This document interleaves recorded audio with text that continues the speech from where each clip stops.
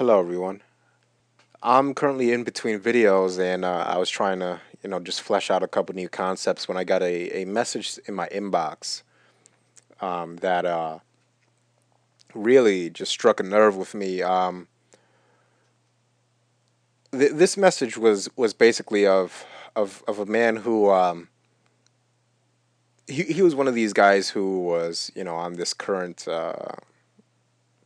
trend of men that are saying, well, that the men's movement should be inclusive of married men, and I'm not denying that it shouldn't.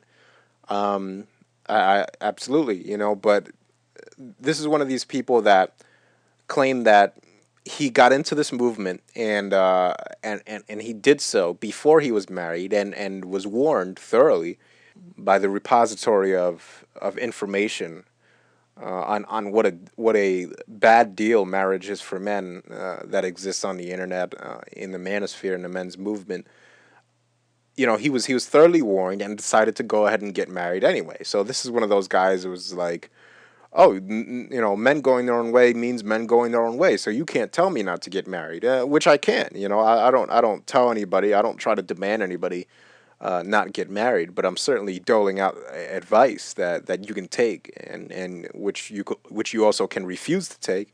And this is one of those people that refused to take the advice of not getting married and went ahead with it anyway. And surprise, surprise, his little cupcake decided to act on her hypergamous instincts and is now divorcing him and cheating on him. And, I'm not going to mention this guy's name. I don't want to put this guy on blast, but the tone of his message was what really started to piss me off. I mean, this guy, he messaged me and he was kind of coming on this tone like, well, what does the men's movement do for men like me that are in this situation now that can use help? Will the men's movement, help me out, help men out when they really need it in the middle of divorce court? Or are you guys just going to make a bunch more videos saying how marriage is bad, et cetera, et cetera? So this is a person who came into this movement, who knew the risks of marriage, who was instructed not to get married, and now he believes that it's the men's movement's responsibility to now dig into their pockets and come to the rescue and bail this guy out. And this is the kind of thing that really pisses me off, If you want to be one of these guys that's like, oh, we can get married, marriage is okay, la la la, blah blah blah. If you're one of those guys and you decide to go ahead after repeatedly being warned not to, you decide to go ahead and tie the knot and take that plunge and take that risk, and you get fucked, right? And you end up in family court, and you end up with that blank stare on your face, like, what the fuck have I gotten myself into? How dare you expect the men's movement to turn around and reach in its pockets and provide financial assistance to you because you refuse to take the advice given to you. Now, when I first came into this movement, there was very articulate people. There was none of this, it's okay to get married stupidity. There were very articulate, intelligent people constantly putting out the message, don't get married. It's a bad deal for men. You're putting yourself at risk. Don't get married. All right? And I'm not saying that if you're married and you're happy, whatever, but you have to take the risk. You have to understand that you're taking a risk. You have to understand that you were warned not to take that risk, and you have to understand that if things hit the fan, you have nobody else but you to blame because you put yourself in this situation. We don't want this turning into another feminist movement where, we see where in the feminist movement, women fight to institute slut walks, when a police officer, somebody who's experienced with how people fall victim to crime, somebody who knows how these things work, mentions the fact that if a woman is, for example, out late at night, after a night of partying in a bad part of town, and a rapist who is looking for easy prey, because that's what a rapist is a predator.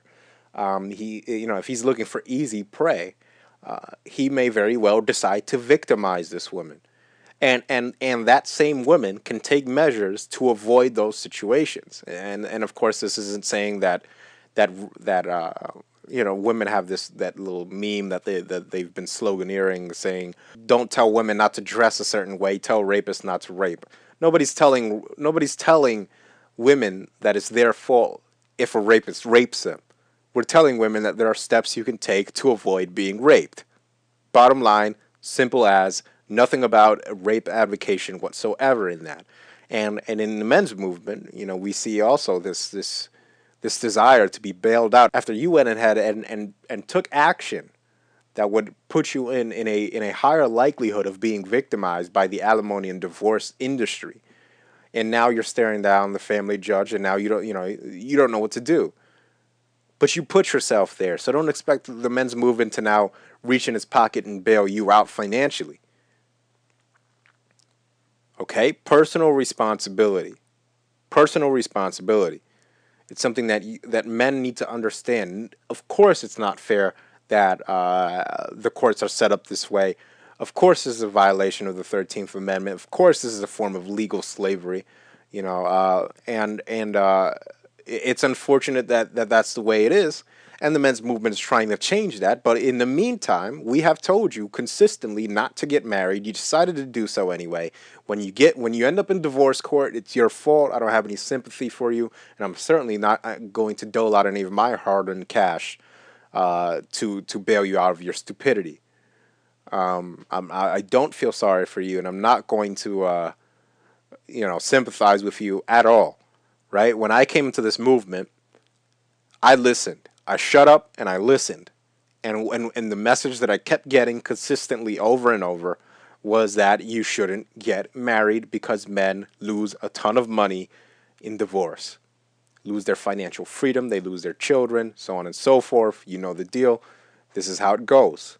This is the status quo. This is how men have been deprived of their wealth and progeny for decades.